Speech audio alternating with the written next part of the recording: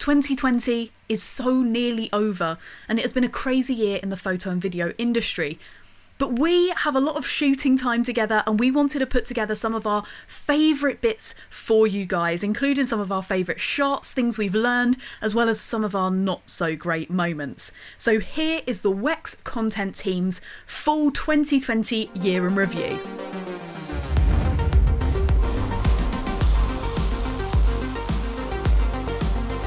So, to start us off, we've had some great opportunities to work with some amazing kit this year, you know, with all of those releases that have come out.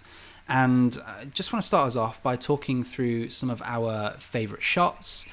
So coming over to you, George, I just want to start with you. You had the Sony FX6 recently, and I remember while shooting some of the BTS for you, some of your cutaways and all that you got this amazing shot with a really long lens of some seagulls landing on, say, like a girder or something. We're along the River Thames, and there's all that bokeh and everything. The lighting wasn't very complimentary, but you certainly made the most out of that situation. So tell us about it. Yeah, I mean, it was easily done, to be honest, when you've got the FX6 in your hands, because the image quality of it is just so impressive. And I was lucky enough to have a 600mm. So I have to say, like, I really do love that shot. I was really, really happy with it. But I just think when you've got those kind of tools, it just makes it so much easier to get stuff like that. And you had that with the A7S III as well, of course, because that was you. But you both loved using that so much, and then you did that shoot with the lightsaber where you were wielding that dangerous weapon, Sean. Yeah. And I loved that shot. You know, when you're sort of coming round Sean, there's so much movement in it. Yeah, there's a lot of fun you can have with an effects lightsaber. You know, the real stuff. That's definitely going to make another appearance next year. Well, Amy's been fending me off all year not to do stuff like that as often, basically. You did ask to dress up as a knight. I have to draw a line, Stay Sean. tuned. Talking of impressive shots, I want to move on to Sean right now. He got an amazing shot of the Beatles, not the band, but these two Beatles sort of wandering along a log, and it was just he shot it handheld, and it's so smooth, so clean, and I honestly think it's like proper, almost like it's getting to David Attenborough level of just beauty. I kind of see it as a Frodo and Samwise moment where they're climbing up to Mount Doom at the end of Return of the King. It's actually so true. I can't carry it for you, but I can carry you. That kind of thing. It needs a little bit of an Attenborough impression over it, I think. Oh, we got one of those. Not a good one. And auto face and eye detect allows for constant focus on your subjects. However, this does only apply to humans in the video mode at this time. Actually, when you had the Canon C70, that sort of cinematic theme carried on, because you did some stuff with, I think your flatmate was cooking food, and it had a real Netflix food program type feel to it, you know. And then you went out and did something with a fire dancer, and there was one shot, actually, it was a vertical shot, weirdly, which I'm not normally a fan of, but there was one where he sort of threw the fire stick up in the air, and there was fire kind of trailed behind, and that was a lovely shot with that camera. I mean, that's all credited to just basically, I'm really fortunate to just have some really good friends just to hand within my social bubble of this year, of course, who just have these hobbies that were just so cinematic and filmic. Cool. But coming over to, we're going to cover photography as well, because we're mainly a photography company. I want to bring to light the shot that you did with the 85mm, Amy. You made it was all the dead of night, you're out with a model, you found what looks like a cave next to a rock, and you basically created a bonfire without the need of any fire at all. Oh, yeah. Yeah, no, I was really lucky to have the Pavo tube with me that day, and obviously because they're battery, you can sort of take them anywhere and do anything with them, and the model was literally just sitting down for a minute, and he was like, wouldn't it be nice if there was a fire here? I was like, Pavo tube. So yeah, cool. we tried it out, and actually it did work okay. I had to do a bit of post with it, because it wasn't actually nighttime, Sean. It was actually day. It was just really dim. It works really well. Yeah, so the back of him was actually lit. So I did a little bit of messing about to try and sort of bring down those highlights, and push the Pavo tube from the front. But yeah, no, it was an interesting day, that having that source of light, because it was actually a cave. I found some caves near me, and it was actually really nice. I really enjoyed that shoot. I know you got to take out the S5, Sean, to get some stills with. Some of those were really lovely. You went around Canary Wharf, didn't you? Yeah, well, I mean, the stuff I got around Canary Wharf was more to test the time-lapse capabilities, so that's more leaning towards the video side of things. Yeah. But I mean, still, it's a hybrid shooter's camera, and with those megapixels, the quality of those images was really good, and because it's full frame, you get a really good resolution out of those. And we went to Bushy Park, the three of us went to Bushy Park, and I got some nice shots of some of the trees and everything. We had some really good sun that day. So it looked very kind of like, I don't know, like a safari kind of thing. Like I remember getting this really low angle of a tree, looking up the trunk, and it just like has this really like, I don't know. But it's interesting though, because obviously you're not really a stills shooter. Not really. So it's interesting how much you fell into using the S5 for stills actually. Yeah, absolutely. I mean, what I found really freeing about shooting stills is that you're not trying to compose a shot for a prolonged period of time. You're literally trying to get that angle so you can get that snippet that you need, and then the shot kind of holds itself. Whereas with video, you kind of have to, if there's no motion in the shot, then why is it video in the first place, Yeah, it's all about capturing that specific moment. That's right. And there were some like really nice lenses and stuff this year that I personally enjoyed using. I've actually got the 600 and 800 RF at the moment to be testing with. I've had a couple of shots with those from the last couple of days, and there was one that you guys won't have seen yet, but here it is. It's this little bird that's sitting on this fence post and the sun was going down behind. I only took out the 600mm, and so I was only able to get something that was either reasonably close, depend on the size of the object, but the minimum focusing distance is 4.5 meters. So I was looking at this incredible sunset thinking, please God, something land on a post so I have something to shoot, because at the moment it's just like this blur of red and orange. So it's nice that I had that bird come in. That was probably one of my favourite sort of silhouette-y shots of the year. I'm going to talk about another shoot you did that had amazing lighting, but it wasn't down to you. It was just down to the beautiful light you had, and that was when you went out with the 100 to 500. And I actually think there were so many shots from that shoot that I was really, really impressed with. So many of them are really good, but the one I want to bring up in particular is this shot of a heron. And it's this shot of a heron, it kind of looks like it's landing into frame, and it's just huge. It's got like its full wingspan out, and you can just see like the incredible size of the creature. And I just thought it's such an awesome shot. I was so lucky with that. We'd had, it was a really hot day. We had really nice light in the morning.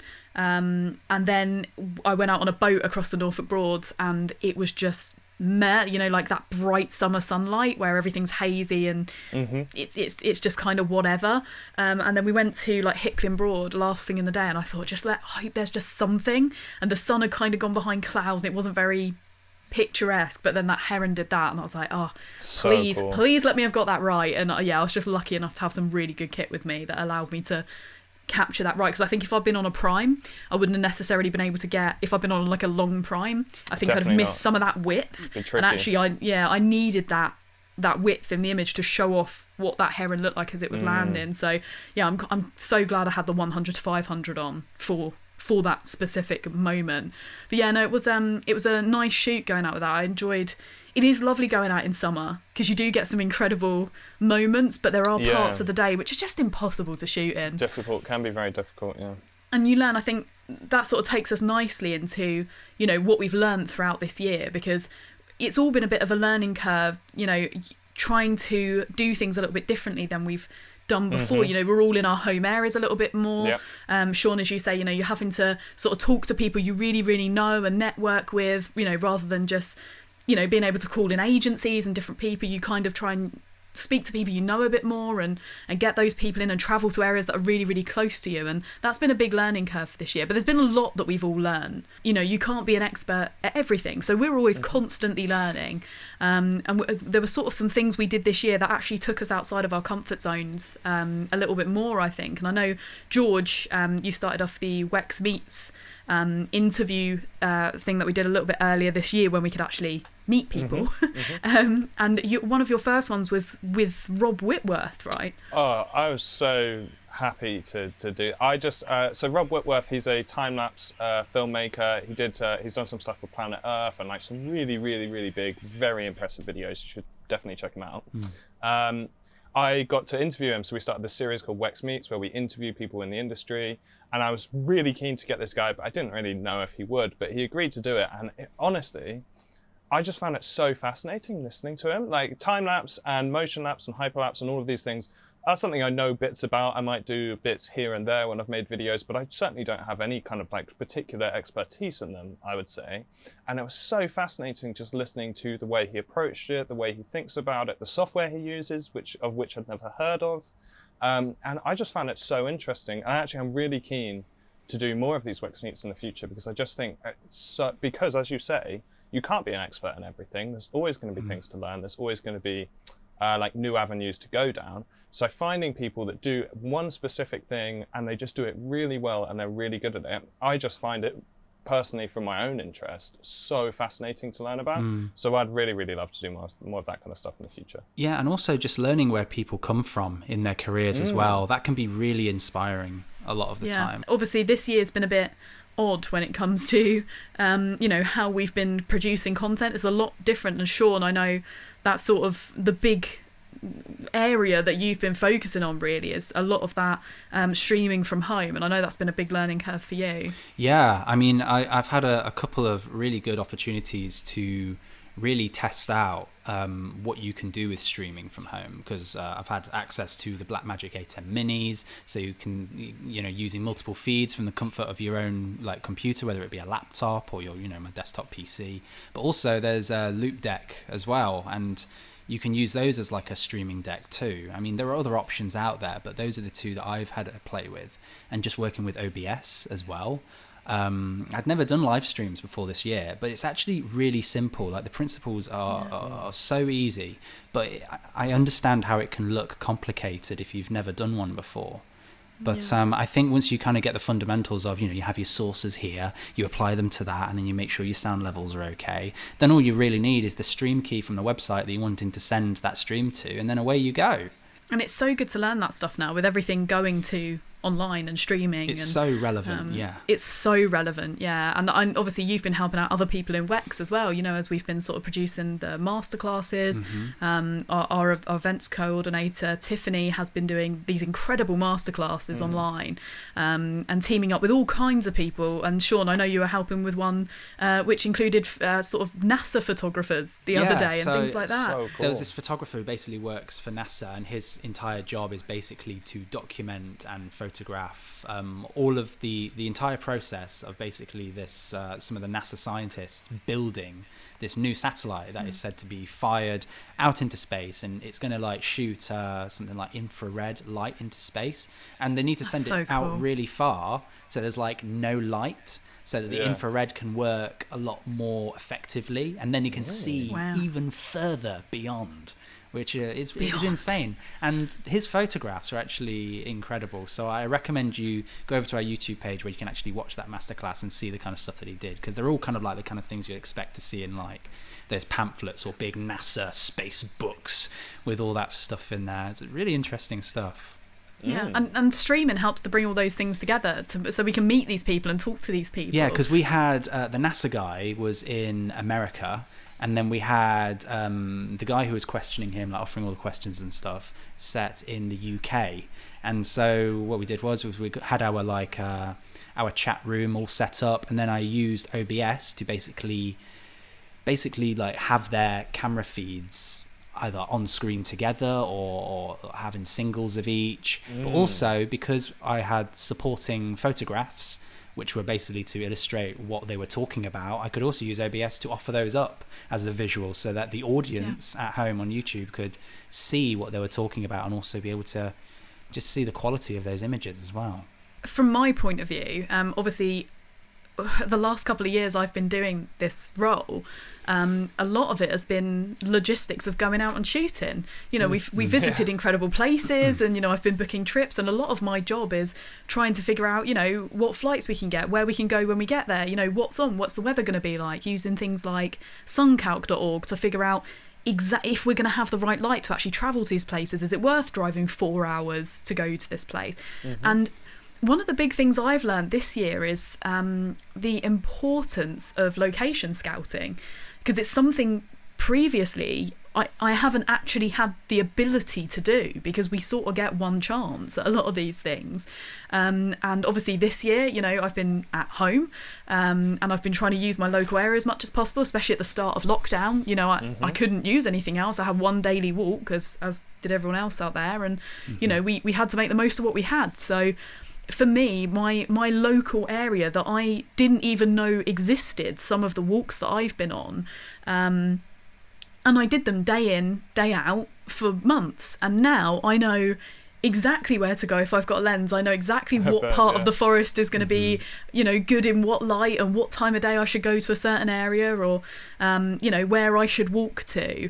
And actually it makes a huge difference. And I can say, you know, definitely, I know a lot of landscape photographers out there are used to doing this, but even if you know, you're into all different types of photography, whatever it is, macro or portrait or whatever, you know, go out and explore your local area and just visit the same place over and over again at different times of day and different weathers, because I now know that one of my local ponds floods, as I got stuck there the other day, you know, in the mud, and things like that. And, you know, I wouldn't have known that if I didn't keep going back. So moving away quite swiftly from the positives, we are going to focus on some of the negatives that have happened this year and some of the things that have gone wrong while shooting.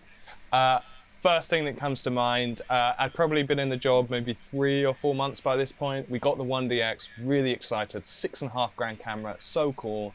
And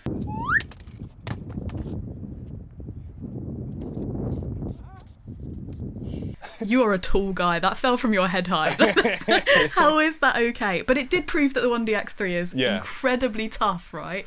Now, that wasn't the only kind of disaster we've had this year. Of course, things go wrong all the time. We just don't show you guys. So we had the Fujifilm X-T4 earlier this year. We've spoken a little bit about the weather before on that shoot. It was the first shoot we all three were together. Unfortunately, it's the last one because of COVID as well. But we had... It was honestly horrific. It was the worst weather I have ever consistently shot in over 3 days. Sean, there was one point where I genuinely thought you were just going to cry. I was on the inside. For someone who just wants to pick it up, get some nice video with some nice audio, this is one to do. You just got to get on with it. It's all part of showbiz. Show must go on. You know? And then, George, we didn't have the best shoot the other day. Well, the invisible shoot. Yeah. I could see your mood suddenly deteriorate, and I was like, oh no, something has gone wrong. Do you know what? I knew... so what happened was that our SD card got corrupted, and unfortunately we were filming on a camera that only has one SD card slot, so we lost the footage. And the moment it happened, I remember I was just sat down, Amy was chilling, chatting to the model, and I didn't even say anything. And Amy just came straight over to me and she was just like, what's wrong? Because she must have just seen the look on my face and just knew that something was very, very wrong. You had a model as well. Oh, yeah. Oh, no. Yeah, it was so bad. And it was rubbish weather, wasn't it, George? We'd been out like trekking through mud all day. It was cold shoot. And we'd found some really nice light and like some really good areas as well. And, you know, we got the model to literally like balance in a stream, like run through like really deep mud to like get cool effects. And yeah, no, it was... so would we. Yeah. It doesn't happen very often. I mean, I don't know about you, George.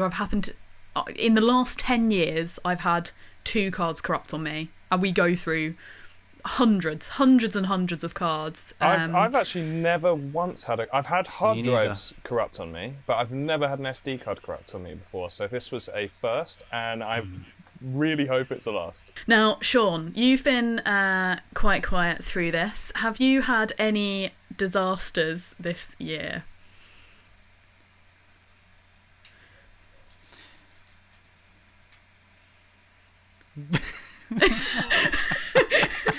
I believe it.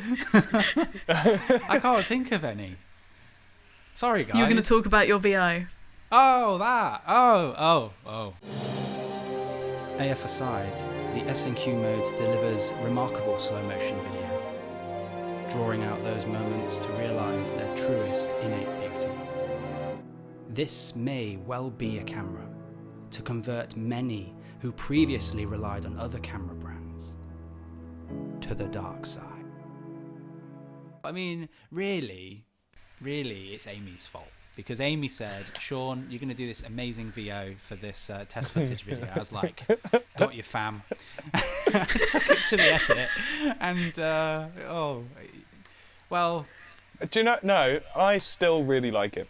I still think it's great. I think it's tongue-in-cheek. I think it did all the things you wanted it to do. I see why people, if anybody thought that you were being serious, I see why it went down quite so horribly. But I actually still stand by it and think I really liked it. Yeah, I think because we know you, Sean, we were like, oh, this is great. But I think, yeah, people maybe who haven't watched the channel before, or who didn't sort of hadn't seen your presenting style before, I can understand why they'd have been like, wow. Does this guy seriously think he's David Attenborough? Cringe. Like, yeah. But on the plus side, the footage was great. The footage was amazing. So that's always a good thing. So they were some of our sort of like not so great moments through the year. And, you know, it's not just that. We often have moments where we're trying to get words out and we mess up, or we're trying to say something complicated, or George is literally just trying to say one word in a sentence and it just goes wrong again and again and again. And again. A7S III coming to us. Now, what can it do? Well! Yeah, that doesn't really work for me. So, what are we going to do? Still not the right line. What was the line? So, what are we going to do? What was the line? I just completely forgot it. We needed... We needed something new. We needed something new. So, what are Sony going to do about that?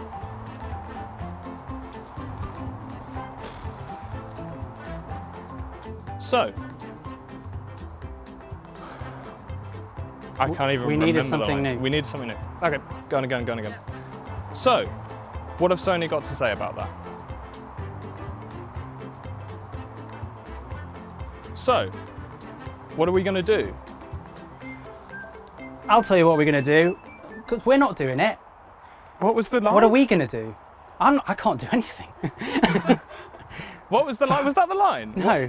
There's like a little theme that I saw this year, that there's kind of this thing where, you know, I'm the pigeon guy, but, you know, George, you actually get along with various animals. Yeah.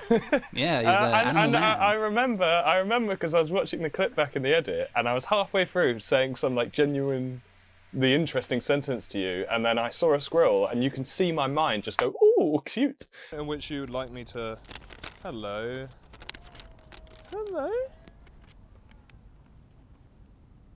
Oh. Yeah, he reached a pitch I didn't even believe his vocals could reach to, but then shortly after that, mid-take, I mean, I just had the camera rolling by accident, actually. I was just checking the camera for you, George, I think. But then we could just hear in the background, just like... Oh.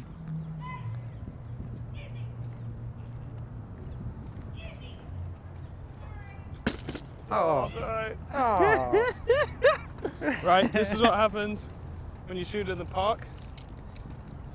I actually had a bit of an experience with a dog interrupting me as well. It's all the owner's fault. I adore dogs, but on the final take of a day where the sun is going down, it didn't bring out the best in me. Adapter on the front, if you like, which allows for wide angle in 4K. So if you do want to do some vlogging, or you still want to capture a lot of that action, you've got no problem. It's not just going to be a 35mm equivalent lens. That's a nice little thought by Insta360. I think they're thinking ahead of any problems that could arise. For a truly modular system, it does seem to have some incredible capabilities. As I've said, we've got time-lapse, we've got the photo mode, but with that 1-inch sensor module, you're actually able to do... Oh, there's a dog.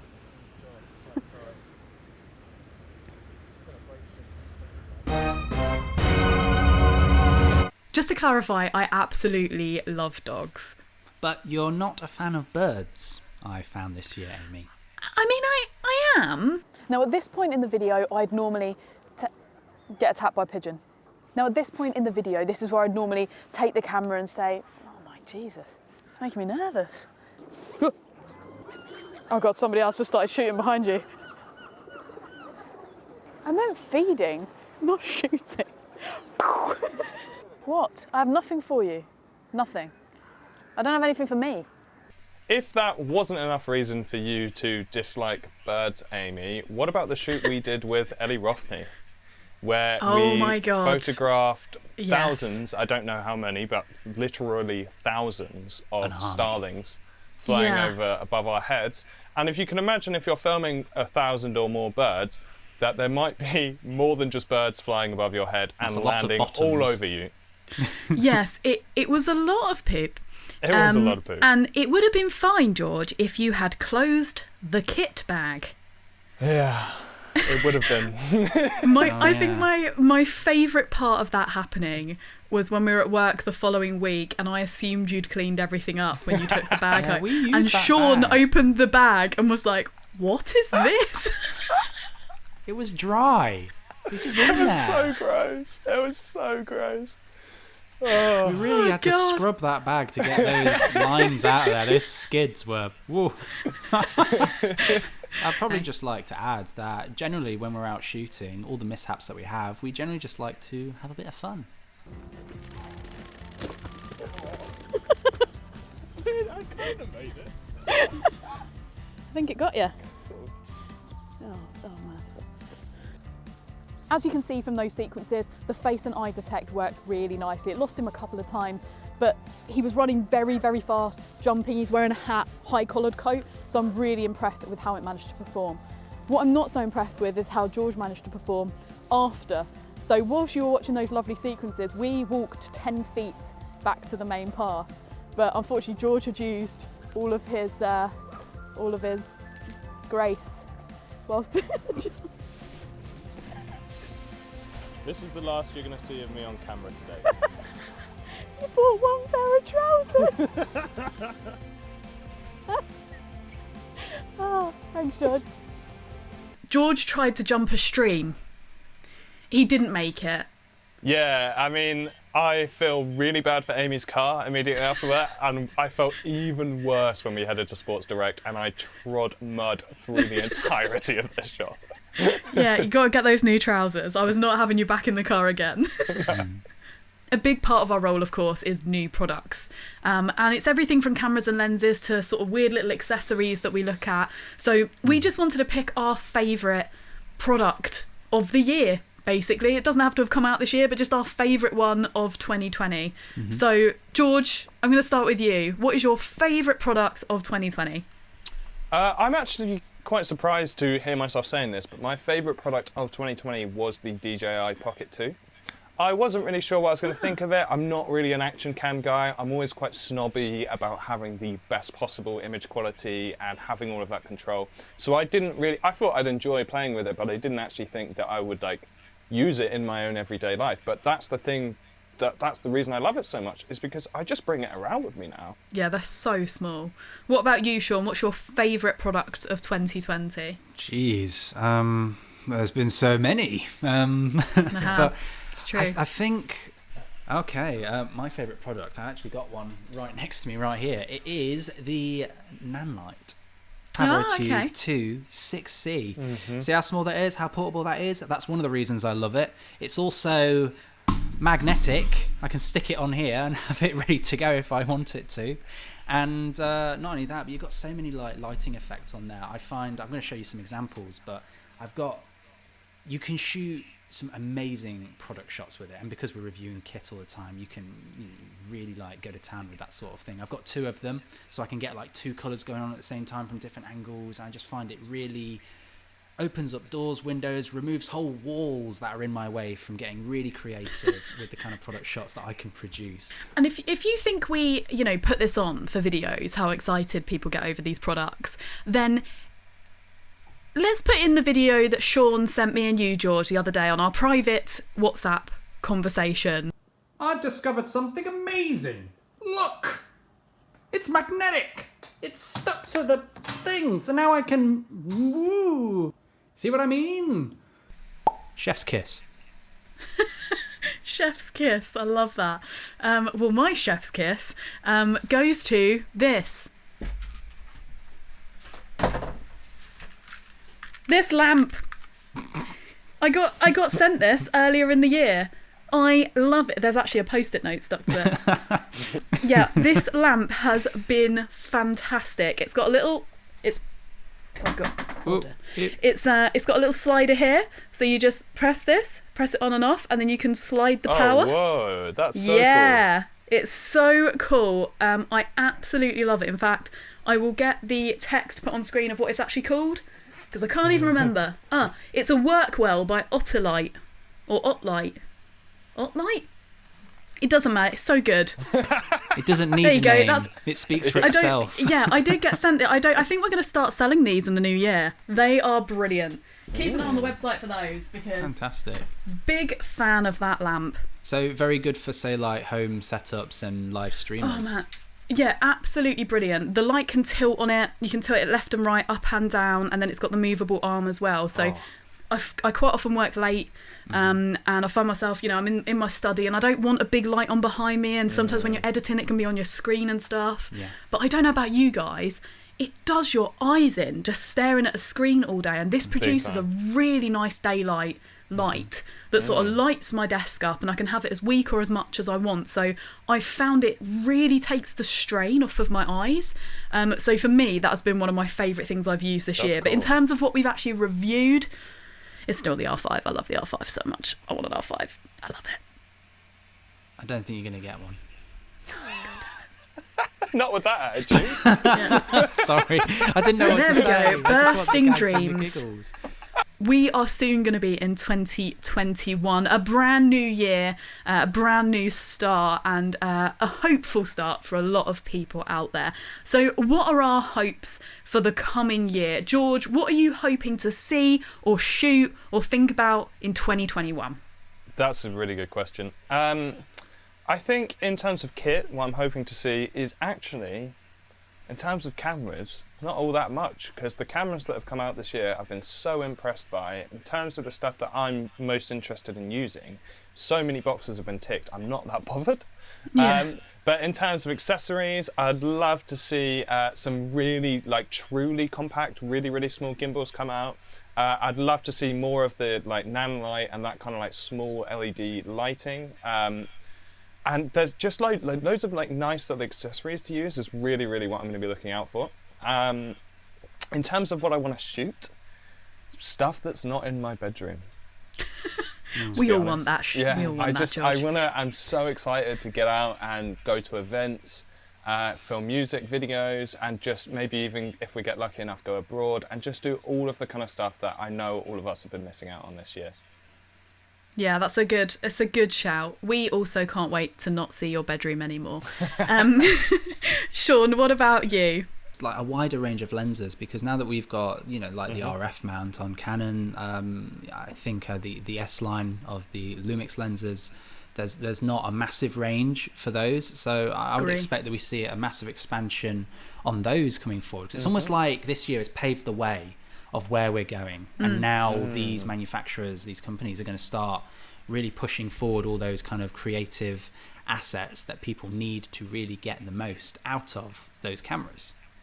Yeah, I have to agree. A big one for me will be I can't wait to see where the lenses go this coming year. We will see a lot more lenses. We have to, as different manufacturers expand what they've got available for those cameras they've brought out. But I'm also looking forward to seeing more memory come to market that is affordable and can keep up with some of the current cameras. So, CF Express Type A and Type B. I want to see some more of that come into market that's affordable. It would be nice to see some more portable drives come our way, especially ones, maybe with that more sort of clicky USB-C connection, so that they're a little bit tighter and a little bit better to use, so you don't lose connection. Gives you that confidence as well that it is connected securely. Yeah, for sure. It'd be nice to see that. And I'd love to see, some firmware updates go through some of the cameras just to make them easier to use for things like streaming. We've already seen some of that from people like Panasonic. Yeah. So it'd be really nice to see some more of that. Just really usable platforms. I think because there's so many manufacturers in this industry, all of them, you know, generate their own software, and it's not always the best. And it would be quite nice if, you know, some manufacturers sort of spent a little bit more time on some of their software, especially the phone apps, which are always slightly questionable. It'd be quite nice if we saw some sort of more usable phone apps coming through, so that people could truly share as they go. Because, you know, if things loosen up next year and, you know, we see more of this vaccine coming through, and maybe COVID sort of disappears a little bit, maybe that means, you know, we can get out to music festivals and travel a bit more, you know. And I think people, when they're doing that, they're just going to want to share. I know I would, you know, I'd want to be like, you know, look at this, it's so cool. And hopefully we'll see a lot more of that next year. We'll just be able to get out, you know, and take some shots. I know all of us were looking forward to doing sort of some more wildlife stuff, you know, getting to some places that are a little bit further away. I'd love to do Scotland again. I think it's a fantastic shooting location. But also just collaborating with other creatives as well. Yeah, very true. Yeah, definitely. Going to meet real humans that aren't on a screen. People. Real people, yeah. And doing, you know, getting back into our Wex Meet series, meeting some of the incredible photographers out there, and videographers, of course, and going to check out what they're doing and how they've been filling up their 2020. Now, we hope you guys have had a good 2020. We know a lot of you won't have done, but we hope you have. But we're looking forward now to 2021. We can't wait to get into the new year and see what it brings. And hopefully you guys have got some big plans too. If you have, make sure to pop them in the comments. We'd love to hear what you guys are going to be getting up to. But also, if there's anything you'd like to see from us as well, we'd love to know what you'd like to see. And we always try and read the comments and, you know, pop that into our plans for future content. So make sure to pop it in there. If you want to see what we're going to be doing in 2021, make sure to subscribe to our channel, turn on notifications. We're going to really try and elevate the content going forward and do some really cool, interesting stuff. So make sure to stay with us as we move into 2021. But from all of us here at Wex, a massive Happy New Year to all of you, and a big thank you for staying with us throughout 2020.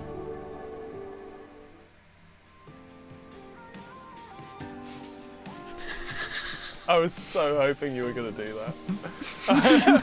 I've been waiting for a moment where I could just do it. Who needs a nan light when you've got lights like that?